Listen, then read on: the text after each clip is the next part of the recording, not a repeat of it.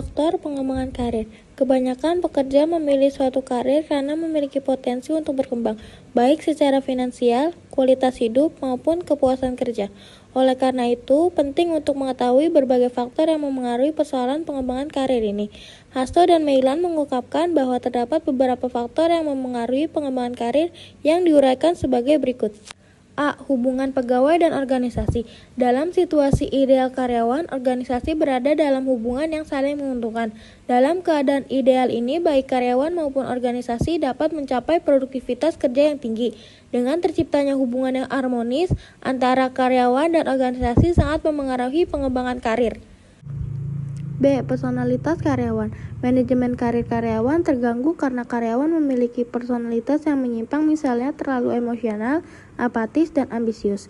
Karyawan yang ambisius dan memaksakan kehendak untuk mencapai tujuan, maka karirnya akan sulit dibina karena dirinya sendiri tidak peduli dengan karirnya. C. Faktor-faktor eksternal. Seorang karyawan yang mempromosikan kejabatan lebih tinggi, misalnya kemungkinan akan terpaksa dibatalkan karena terdapat orang yang di-drop dari luar organisasi. Faktor eksternal ini yang mengakibatkan manajemen karir suatu organisasi menjadi kacau karena intervensi dari pihak luar.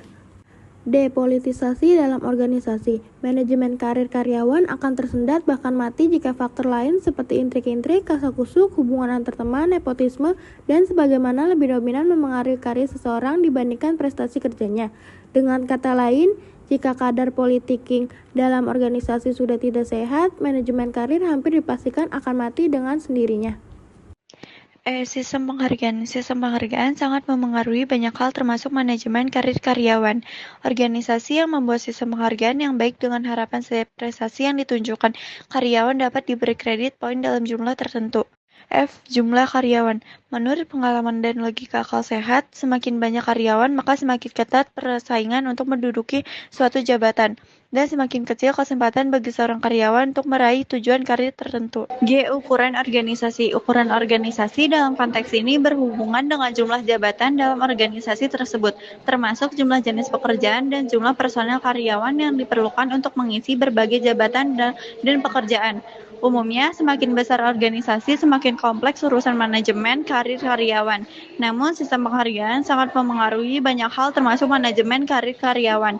Organisasi yang membuat sistem penghargaan yang baik dengan harapan setiap prestasi yang ditunjukkan karyawan dapat diberi kredit poin dalam jumlah tertentu. H. Kultur atau budaya organisasi. Organisasi juga memiliki budaya, kultur, dan kebiasaan-kebiasaan tertentu yang menyelubunginya. Terdapat organisasi yang cenderung berkultur profesional, objektif, rasional, dan demokratis, akan lebih menghargai prestasi kerja dan mementingkan senioritas karyawan. I. Tipe manajemen. Secara teoritis normatif, semua manajemen sama. Namun dalam implementasinya, manajemen suatu organisasi kemungkinan berlainan dengan manajemen organisasi lain. Jika manajemen cenderung tertutup, keterlibatan karyawan dalam hal pembinaan karirnya cenderung minimal.